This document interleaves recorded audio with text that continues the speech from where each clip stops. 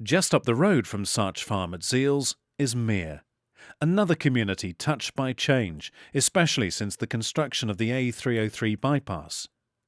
Richard Coward was an avid filmmaker, and thanks to his interest in recording everyday life in Mere, we now have a fascinating glimpse into how things used to be, together with the characters that are now all but a distant memory. Alongside Richard's archive, footage of Mere's famous nursery, operated by the late John Burden, shows the extensive glasshouses that make up one of Mere's main industries. Richard's film of everyday life as it was some 50 years ago helps to fill in the gaps in people's memories. And for his part, it was his love of photography that led to cine cameras and moving images. Well, I joined a Wincanton Camera Club. I got interested in photography, and then I bought a cine camera and was persuaded to really cough out and have a UMIG wind-up camera which had 3 lenses. My first films were pretty amateurish and awful, but it wasn't quite as easy then. You didn't have a light meter. You had to judge the light and try and do the best you could and hold the camera steady, and then it always ran out of, you had to stop and wind up just when you didn't want it to, things like that. So it's not that easy. If something of note was happening that might be interesting, I tried to make myself go and photograph it. This flagpole had to be taken to the top of Castle Hill. In the end, I got enough people support me to carry the pole up, which is a galvanised steel pole, which is quite heavy. They carried it at the top. The guiding steels were concreted in, and then later on we went up and put the pole in and bolted these heavy cast iron weights on, and there it's been ever since.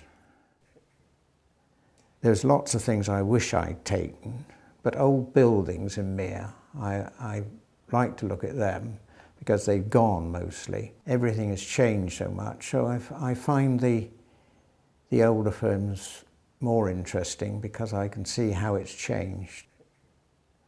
I think Mere still retains its community and some of its lovely parts like Waterside and Castle Hill and the Meads, but there has been a lot of building which in some cases has gone into what I call greenbelt land.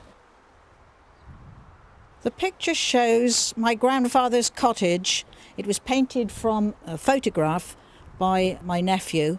The cottage itself had been in the family for a long time. My grandfather bought it in 1902 and brought up his 6 sons and 1 daughter in it. And then, because it had no facilities, it was unfortunately, we were made to pull it down. My mother held on to the site for several decades until we could rebuild the house, which you see behind us. The film shows the old cottage, which was quite pleased to see, and it also shows a previous residence of ours when my mother worked for John Walton and Company, and we were living in the Tudor house in the square, which narrowed the road so much, and eventually, of course, that was pulled down to widen the road. And then shortly after that, we moved to grandfather's cottage. It was tea rooms, one part, and one part was Walton's, belonged to Walton's, and they had their antique shop there, and later I think a tobacconist's and newspapers. But I remember people used to stop and knock the door thinking it was still a tea rooms, and when you pointed them to the tea rooms they used to say, well actually we only wanted to use the loo. It was the narrowest place between London and Exeter.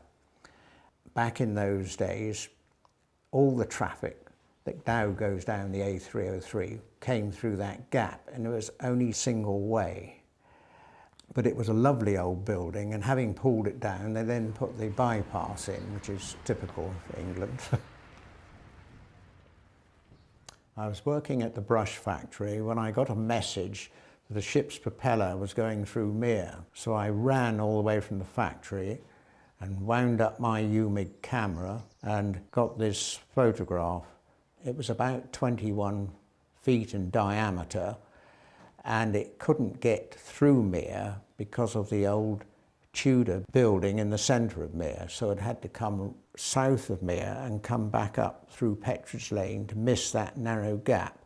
Why they brought it through Mere, I do not know. And as you can see, it's a pretty tight call.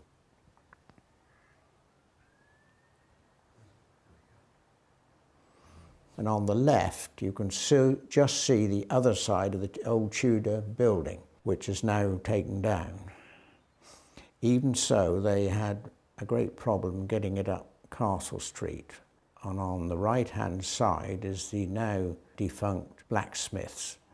And that was very narrow too, but they did just make it.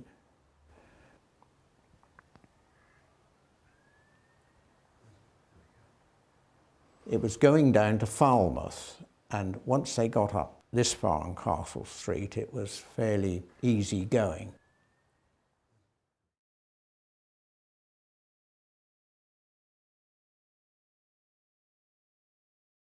The film, I believe, is made by John Burden. They are related to the Cowleys, so they go back a long way in Mere as well.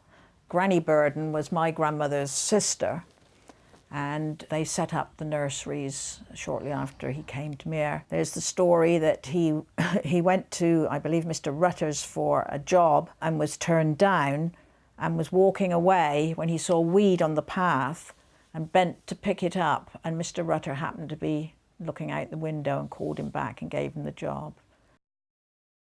My mother worked for the Burdens and picked tomatoes and also watercress, which was quite a cold job in the winter. And we laugh about it now because we say we were quite poor. We were brought up on rabbits and tomatoes and watercress, which now we understand are superfoods. But Burden's tomatoes went all over the country and were very well known.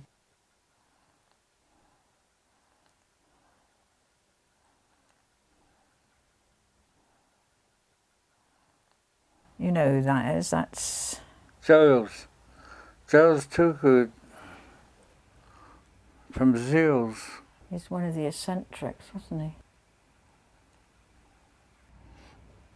He used to go around anything and everything that was thrown out. Anything any good was put in his bag at the back.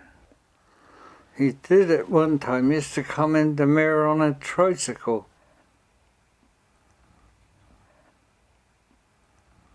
Having a good look, see if anybody's got anything. I don't think there are the characters about now that used to be, and certainly even more than my husband remembers, many more of them than I do. There were certainly a lot of characters about who could take your memory back even further.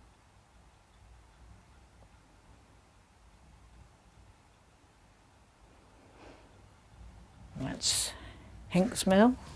Hinks Mill. That was the old silk factory.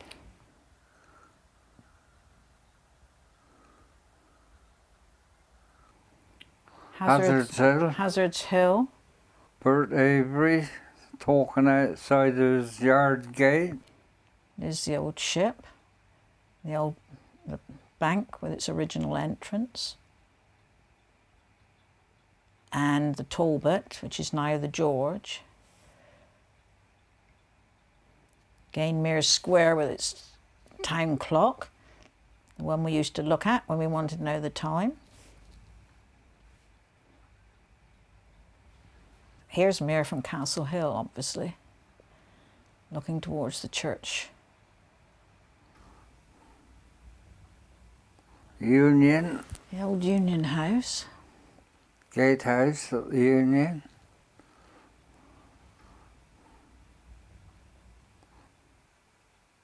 This is where they're pulling it down, isn't it? You do forget. You get used to how things are in the present, and you do forget how things were. And I think it's very good to have your memory, as it were, jogged, and you think, oh yes, I remember that face, or I remember that place. And I think it can spark off memories, and it can be very helpful. Dean's Avenue, that's the road that was built by German prisoners of war. I remember them when we were children, just after the war. They used to be brought in, I'm not sure where from. It was allotments before.